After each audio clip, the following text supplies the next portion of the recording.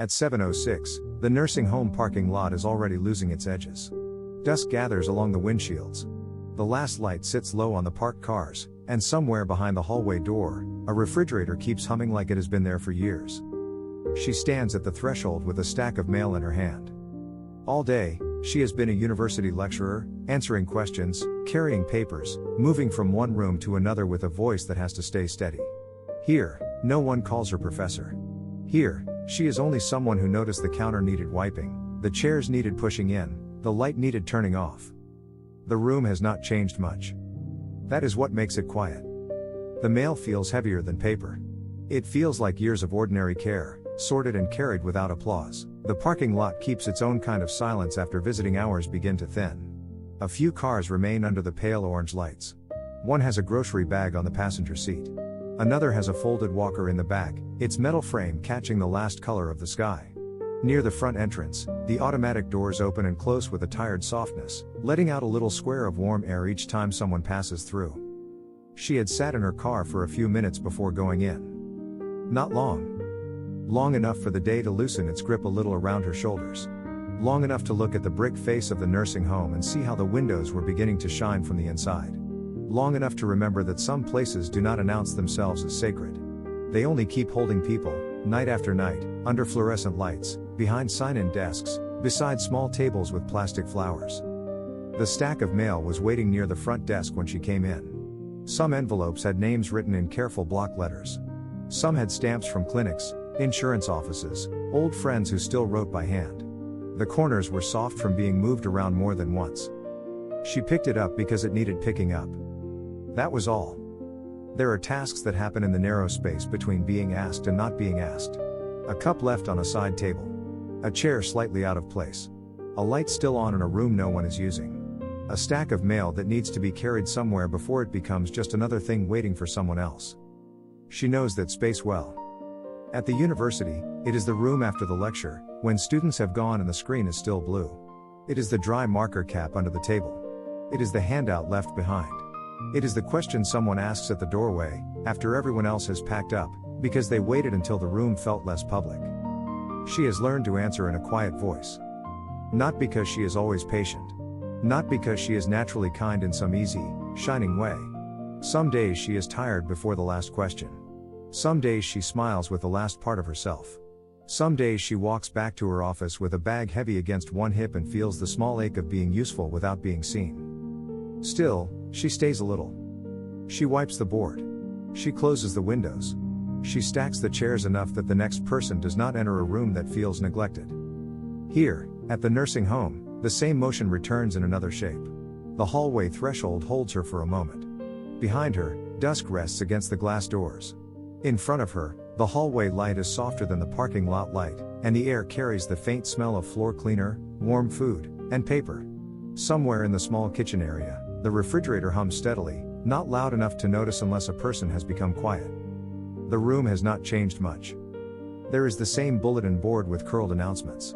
The same armchair near the window. The same framed print on the wall, a little faded around the edges. The same small table where someone once placed a cup of applesauce and a napkin folded twice. She sees the past there before she means to. Not as a story. More like a shadow that knows where to stand. A hand resting on the arm of the chair. A sweater sleeve. A voice asking whether the mail came today. The old shape of waiting, and being waited for.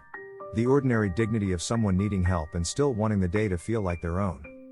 The stack of mail presses lightly into her palm.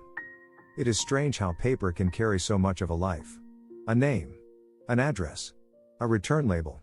A reminder that someone still belongs to systems outside this room, to bills and appointments, to family calendars, to the world that keeps moving beyond the parking lot. She sorts it slowly. One envelope for this room. One for the office. One for the resident who likes to open everything herself, even when it takes a while. She does not rush that thought. There is something in it that deserves room. Across the counter, there are crumbs from dinner. A folded napkin. A spoon turned sideways near the sink. She rinses the spoon without making a ceremony of it. Then she wipes the small wet circle from the counter with a paper towel. The motion is almost nothing. But the room changes. Not greatly. Not in a way anyone would photograph. The counter looks a little clearer. The chair sits closer to the table. The mail has found its places. The air feels less like a task left open. She stands there a moment longer than necessary. Maybe this is how care often arrives. Not with applause. Not with anyone naming it. It arrives as a hand moving one small thing back where it belongs. It arrives as a person turning toward what was left undone and touching it gently enough that the room can rest again. At 7:06, the day has already changed roles. The lecturer, the daughter, the visitor, the one who cleans up without being asked, they are not separate people exactly. They stand together in the hallway threshold, with the parking lot dim behind them and the kitchen light still on ahead. Then she reaches for the switch. The refrigerator keeps humming after the light goes out. The hallway light does not disappear all at once.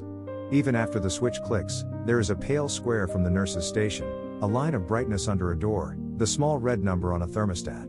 The room holds on to what it can. It keeps the shapes of chairs and the edge of the counter. It keeps the mail cart near the wall. It keeps the refrigerator hum, steady and unbothered, as if some part of the evening has promised not to leave. She stands still until her eyes adjust. Outside, the parking lot has gone deeper blue. Someone starts a car near the far row, then lets it idle. The headlights spread across the pavement and touch the low shrubs by the entrance. A person in scrubs walks quickly toward the side door, carrying a paper cup with a plastic lid. Everything keeps moving. But slower now. She thinks of the classroom again, though she is not trying to. The thought comes because the room is dim, because there is a threshold, because the day has asked her to be several versions of herself and only one of them has been visible. Earlier, she had erased a board covered with other people's questions. Dates. Names. Underlined phrases. A small arrow pointing to something important. She had watched the marks smear gray for a second before they came clean, and there had been that familiar feeling of ending something no one would see end. Students remember the lecture, maybe. They do not remember the erasing. They do not see the empty room after the chairs have stopped creaking, the projector fan still breathing warm air, the lost water bottle under the second row.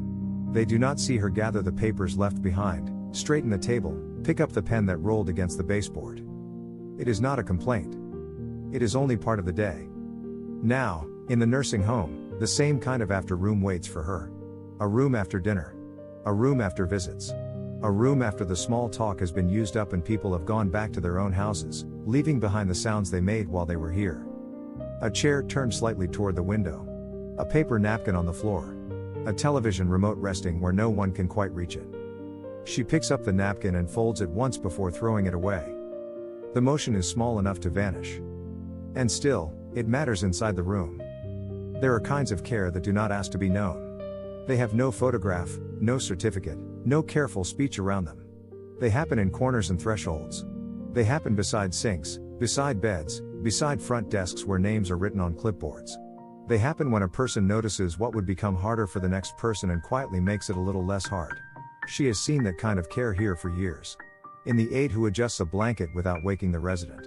In the receptionist who knows which son calls every Tuesday. In the woman who speaks louder for one person and softer for another, because she remembers what each one needs.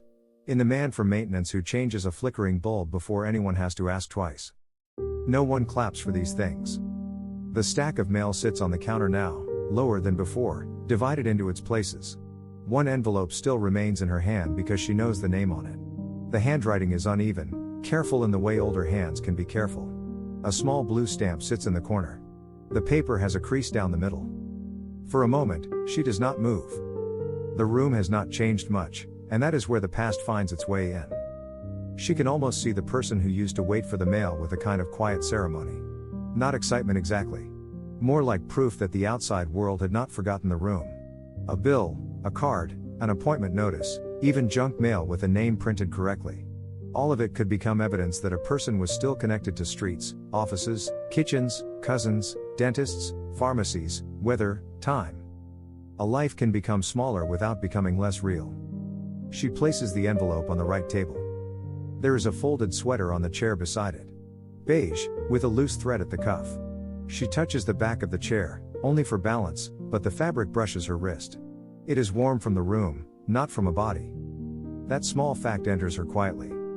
So much of care is keeping warmth nearby after someone has moved away from it. Keeping a room ready. Keeping a chair close. Keeping the mail from being misplaced. keeping the kitchen light on until the last small task is done, then turning it off so the room can stop working. She looks back toward the hallway threshold. The parking lot is darker now, and the glass door reflects the inside back at her. For a second, she sees herself there, a figure with a bag on one shoulder, a stack of papers still in the car, and one hand resting against the counter. Not thanked. Not forgotten either. The refrigerator hums on. By the time she returns to the hallway, the nursing home has settled into its evening body.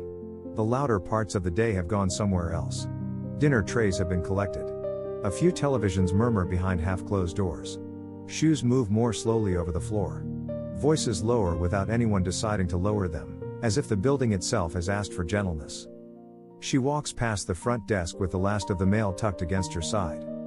There is a sign-in pen lying across the open book. A bowl of peppermints near the monitor. A cardigan hanging over the back of the receptionist's chair. Ordinary things, all of them. But at this hour, they seem to have a quiet weight, the way objects do after they have been used by many hands. She pauses near the threshold again. Not outside yet. Not fully inside either. It is a strange place, the threshold. At the university, it is where students ask the questions they could not ask out loud. At home, it is where groceries are set down before anyone takes off their coat. Here, it is where visitors gather themselves before entering a room, and gather themselves again before leaving it. A person can change roles in a doorway. She looks down at the stack of mail and notices one envelope bent at the corner. She smooths it with her thumb. The motion is automatic. Small. Almost tender before she has time to know it is tender. There was a time when she thought care would be easier to recognize. She thought it would have a larger shape. A clear moment. A sentence someone said out loud. Maybe a hand on the shoulder, maybe a thank you that landed fully, maybe some proof that the effort had been received. But care has often come to her in quieter forms. A classroom left ready for the next morning. A pot of coffee made before anyone asked. A bag of trash taken out while someone else was busy. A stack of mail moved from the wrong place to the right one. A chair pushed closer to a table because someone might need it later. It is not less real because it is small. She hears the refrigerator again from the little kitchen area, its hum threading through the hallway. The sound is plain and constant. It does not rise to meet anyone. It does not explain itself. It only remains, keeping what needs keeping, holding a small cold space in a warm building. That sound makes her think of all the things that continue without praise. The aide who remembers which resident dislikes the bright overhead light. The daughter who buys soft socks in the right size. The neighbor who brings in a trash bin after a windy day. The adjunct who stays late with a student who has been pretending not to be worried. The parent who signs forms at the kitchen counter after everyone else is asleep. No ceremony. Only continuation. She stands in the hallway with one hand on the mail and lets that thought pass through without making it larger than it is. Quiet respect can feel like this. Not admiration shouted from a distance. Not a speech about sacrifice. Only the body noticing, at last, the amount of life that has been held up by unannounced hands. She thinks of the room that has not changed much. The chair near the window. The small table. The soft sweater. The place where mail used to wait. It is not the same room, exactly, because time has moved through it. People have sat there, left there, returned there, slept there, been missed there. But the shape of it remains close enough for memory to find its way back. Some rooms keep the outline of care. Even when the person is gone from the chair. Even when the cup has been washed. Even when the mail is new and the hand reaching for it is someone else's. She does not need to name the feeling. She only knows that she wants to move more softly now. Not better. Not changed. Just softly. The way a person moves after realizing the floor has been carrying everyone all day. Near the desk, someone laughs behind a closed office door. A tired laugh. Brief, then gone. She smiles a little, not because anything has become lighter, but because ordinary sound has returned. The building is still alive. A cart rolls somewhere down the hall. Water runs in a sink. The refrigerator hums. Outside, the parking lot waits in the blue dark, holding the cars of people who came because someone inside still mattered. She sets the remaining mail where it belongs. Then her hand opens. For a while, nothing asks for her. That may be why the hallway feels wider than it is. She stands near the threshold with her hand empty now, the stack of mail no longer pressing against her palm. It has been sorted, carried, placed. Such a small thing. A thing that could disappear inside any ordinary evening. But her hand still remembers the weight of it, the dry edges of the envelopes, the slight bend in the paper where someone had held it before. The body keeps what the mind might pass over. She looks toward the glass doors. Outside, the nursing home parking lot has become mostly reflection. A few headlights slide across the windows. The sky is nearly gone. The building behind her shows itself faintly in the dark glass, hallway light, desk lamp, the shape of her shoulder, the corner of the little kitchen. The room does not look important from here. Most rooms do not. They become important because someone waited in them. Because someone put a cup down there. Because someone leaned against the counter at the end of a long day and forgot, for a second, what they were supposed to do next. She thinks again of the room that has not changed much. Maybe that is not entirely true. The room has changed in the quiet ways rooms change. A new calendar. A different box of tissues. Another notice taped to the wall. A chair moved 6 inches to make room for a walker. The old things remain, but they keep adjusting around the people who pass through. Care is often like that. It does not always rebuild the room. Sometimes it only moves the chair a little closer. It leaves the lamp on a little longer. It remembers which envelope goes where. It notices the spoon by the sink and rinses it before leaving. The refrigerator hums behind her. The sound seems to belong to no one, and yet it belongs to the whole place. It holds the pause between footsteps. It fills the space after a door closes. It stays under the small noises of the evening the way a person's breathing stays under conversation. She listens without meaning to. At the university, silence is different. It comes after words. After explanations. After a lecture that has used up the room. The silence there has chalk dust in it, dry marker, old carpet, paper cups in the trash. It has the small loneliness of a place that has been full and then suddenly is not. Here, the silence is not empty. It is occupied by waiting. A resident waiting for a nurse to return. A family member waiting in the car before driving home. A staff member waiting for the next call light. A woman standing in a hallway, not quite ready to leave because something in the room has touched a part of her that is older than this evening. She does not call it sadness. She does not call it gratitude either. Not yet. It is more like respect settling into the body. A quiet lowering. The kind that comes when a person finally sees how much has been carried by people who never asked the world to stop and look. Her own life has had those people in it. Someone who washed dishes after everyone went to bed. Someone who kept track of appointments on the edge of a calendar. Someone who drove in bad weather because a visit mattered. Someone who remembered the mail, the medication, the clean towel, the little preference no one else noticed. At the time, it all looked like life. Maybe that is why it took so long to see. She shifts her bag on her shoulder. In the parking lot, a car door closes. The sound is soft through the glass, but it still reaches her. Then comes the small beep of a lock, the sweep of headlights, the slow backing out of a car leaving its space. Someone is going home. Someone is staying. The difference sits gently in the doorway. She turns back once toward the kitchen area. The light is off now, but enough glow comes from the hall to show the counter, the sink, the place where the spoon had been. Nothing there announces that a hand passed over it. Nothing says the room was cared for. But it was. That feels like enough to notice. By the time she steps outside, the parking lot has gone fully quiet. The nursing home windows glow behind her in small uneven squares. Some rooms are bright. Some are dim. A few are dark already, holding whatever kind of rest the evening has allowed. The glass doors close with a soft breath, and for a moment she stands under the entrance light with her key still in her hand. The air is cooler now. Not cold. Only cool enough to touch the side of her face and remind her that the day has moved on without asking whether she was ready. Somewhere beyond the building, traffic passes on a road she cannot see. A car turns out of the lot. Its red lights bend across the pavement, then disappear behind the row of low bushes near the sign. She does not go to her car right away. There is nothing dramatic about waiting there. No large thought comes. No clear answer. Only the feeling of having carried something to its place, and of being allowed, for a few seconds, not to carry it anymore. Her hand is empty. It takes her a moment to notice that. The mail is no longer with her. The spoon is rinsed. The counter has been wiped. The kitchen light is off. The room that had held the past so quietly is still inside the building, continuing without her. That is how most care works, maybe. It continues after the person who gave it has stepped away. It stays in the folded sweater on the chair. It stays in the envelope placed where the right hands will find it. It stays in the hallway that feels a little less cluttered for the next person walking through. Not much to see. Still something real. She walks slowly toward her car. The pavement is uneven near the curb, and she watches her step. Her bag rests against her shoulder with the familiar weight of papers, a laptop, a notebook she has not opened since noon. Tomorrow, there will be more voices, more questions, more rooms to enter and leave. Tomorrow we'll ask for the steady version of her again. But tonight has loosened something.